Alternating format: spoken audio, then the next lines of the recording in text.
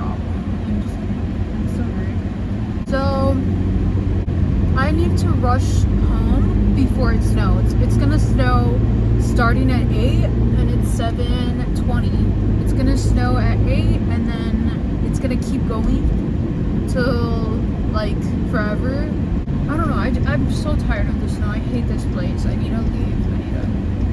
I need to evacuate this shithole. I have been so disrespectful to the new manager, which honestly, good. No, I'm just kidding. I call him Ethan. That's not his name. I don't respect, like, if I don't call somebody by their name, I change their name, and it's not like a nickname that makes sense, then that means I don't respect them because they don't deserve to be called by their name. And honestly, a lot of the times I don't remember people's names unless they're like, they look like their name, you know what I mean? So Ethan is the new manager and he's freaking annoying. I work in one of the busiest areas, and because of that, he wants to send backup, but I don't want backup. I've proven way too many times that I can handle it all on my own, and he still doesn't want to understand that I don't need backup. I like to work alone. I'm so much faster alone, and he doesn't get it. I've proved it to him so many times. If I was a man and I told them I didn't need help, they would respect that. Oh my gosh, it's so annoying. It's like, how many times? And I've been getting so rude because I'm so tired of it. And it's not working. They think I'm joking. I'm not joking. Like, they were both like walking around like dumbasses. So I said, because they send me help, and the girl didn't even want to help me. She said like, she said she didn't like that area. So I was like, perfect. I don't want you here. You don't want to be here. We're good. And before, like, you know, it's not nothing personal against the people. I just don't like working with anybody. I'm not a team player. I can do this shit alone. I like working alone. So I did the work pretty much really quickly. I don't know how I did it so fast. I must have been doing it wrong, but it worked. And when they were both walking together, I stopped them both. Like, I was like, hey. And they both stopped and looked at me, and I said, I told you guys I didn't need any help. So what's going on? And he's like, oh. And Ethan looks at like the stuff I have. I only have one thing left to do. And he says, how'd you do all that? It must be magic. And he looked at the other guy, and I'm just like, well, and he said, okay, we won't send you help. We're gonna send her somewhere else or whatever. And I was like, okay. And they just stand there like idiots looking at me. So I say, you're dismissed. And they both laugh. Like, why are you laughing? I'm kicking you out. Go away. Like, ugh, it's so freaking annoying how you're not taken seriously. I don't know what it is. Like, it might not just be like a gender thing, you know, but I'm not taken seriously. Like, I have been told that I come off as like really cold and rude, so why aren't they picking up on it? You know, like, why do I need to be worse? I don't get it. But anyways, that is not the topic of today. I'm sorry, I was like venting. But what is it? I think your name is Social Turtle. Stop this. And you were venting too, which is perfectly fine. You guys can vent in my comments. I'm not the only one allowed to vent, okay? Everybody here can vent. So you were talking about, you know, like, I think you said you're a Mexican household, and I was reading it, and I don't know. I'm like, obviously we don't have similar, like, the exact same situation, but basically what happened is, like, when you have a parent that's really religious and very close-minded, I feel like we all have that. I'm sorry, Social Turtle, I'm not trying to air your shit out, but I feel like we all have this because EDS and like mental disorders and issues, they come from something, you know, they come from, and that's why it's like a lot of parents shouldn't have been parents because a lot of them didn't want to be parents. So when they do become parents, they kind of treat it like a punishment from God or something, you know, and they're resentful towards us, and we grow so, what is it called, like we grow starving, like emotionally, not just, you know, like I'm not talking about physically, like actually starving for food. That's a side back, like when you refuse to eat because you're trying to feel something else, you know, other than the pain of the emotional pain and of all this. I feel like abandonment when your parents aren't like there for you or whatever, you know. Because like my mom was, and my dad were really religious too. We were Catholic though, and I say we were because although I still have like, you know, that hope that God exists or some being exists, I'm open to the truth. I'm open to the real truth. I'm not gonna close myself off to just believing in just whatever, you know, for the sake of believing in that, and just because that just, I don't know, it doesn't sit right with me. And I think it's because our parents use that as a form of weird rules and laws, because a lot of it, you get to a certain age where you should know better than to just blindly follow a religion. And maybe that religion helped you go through something difficult or many things, and that's fine, but that doesn't mean it's going to be everybody's case. And it blows my mind that our parents don't understand that. Like, just watch one documentary, dude, you know?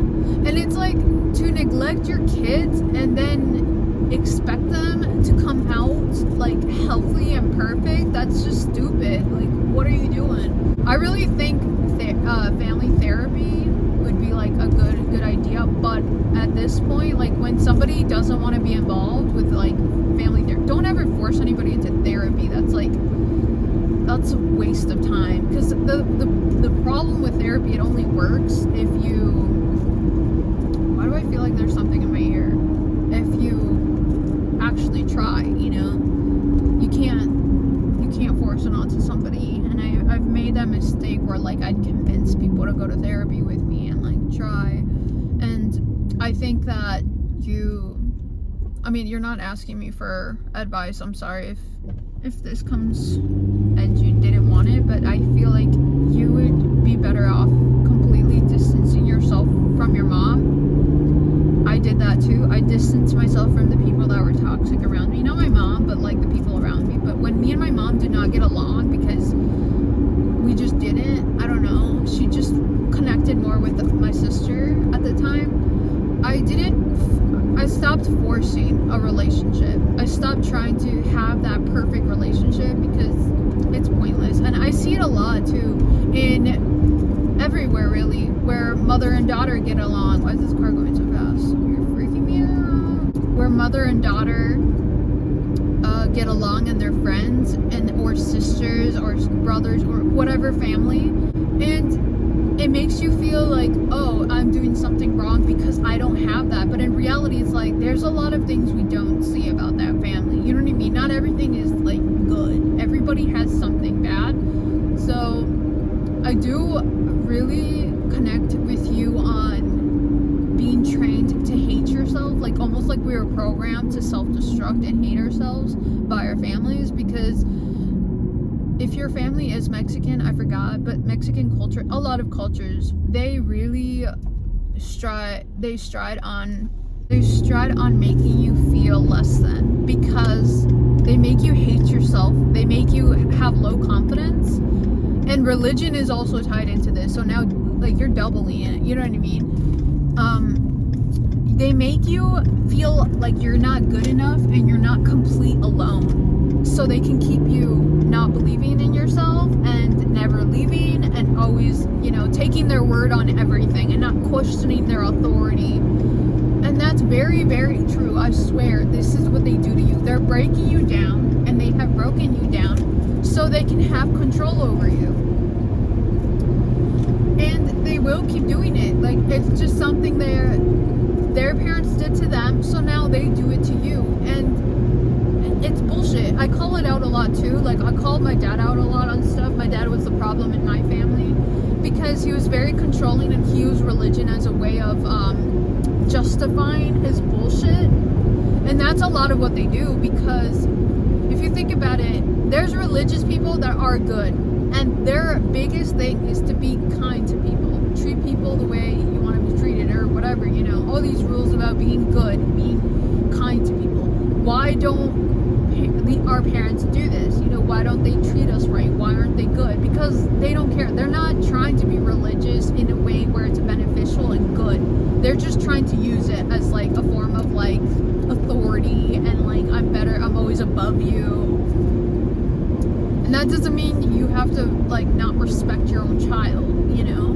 This is probably why I learned to hate religion, because of why people use it. And it bothers me. And it sucks because I know I'm not the only one who went through it, you know? And I call it out in a way where it's to the point where I'm not yelling at my dad, I'm more like saying it. And he's learned to like not argue with me that much anymore because it's just too much work. But a lot of the arguments aren't worth it. A lot of the fights aren't worth it. Like, yeah, I think you did good telling your mom, you know, that she was terrible to you. She abused you emotionally. She was rude. She was critical. I hate parents that criticize their child on things that are not changeable. They don't accept them for who they are. Like, how hard is it? When you're a parent, you should know that that kid is not an extension of you. You don't get to treat that child like they owe you anything. In fact, you owe the child everything because they didn't ask to be in this world. You brought them out. You selfishly brought them to this world. And that's why I'm pissed off. So let me talk to your mom. Put her on the phone. I'm just kidding. Can you imagine? It's like, let me cuss her out real quick.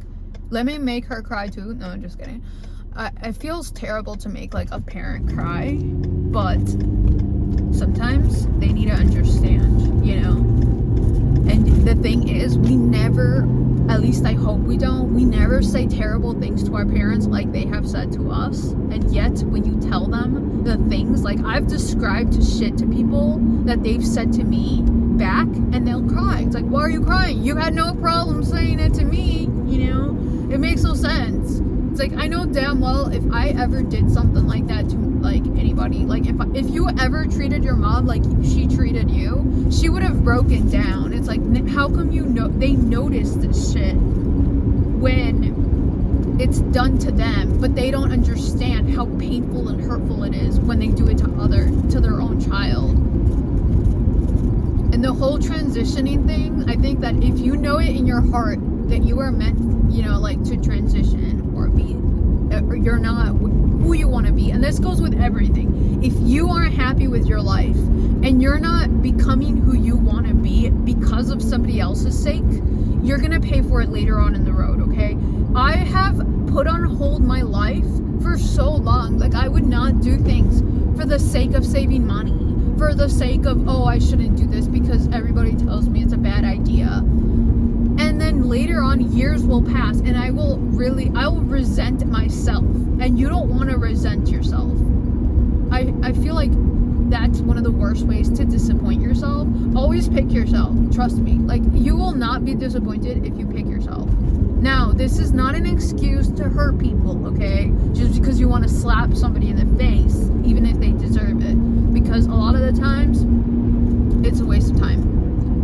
That's why it's like some people just will never change, and there's no point in forcing them to understand, you know, even though you want to shake them really, really bad, like, oh my god, you're so wrong, how could you be so wrong? I don't get it. And the thing is, people can be wrong, but to not want to understand, that's bullshit. It's a bunch of bullshit. If I could go back and tell myself two things, it's one, always pick yourself first no matter what, and the second one is, do not argue, do not waste your breath on people that do not want to understand you. They don't want to understand us, and that's on them. You know, they lose somebody that could have been with them. You get to flourish and be happy and find who you really are and do everything you want to do, you know?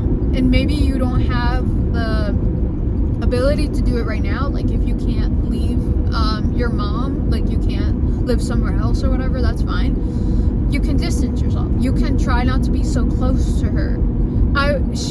People need to understand that their words and their actions have consequences, and they don't have the right to be near you and have your support, and you know, it will affect it.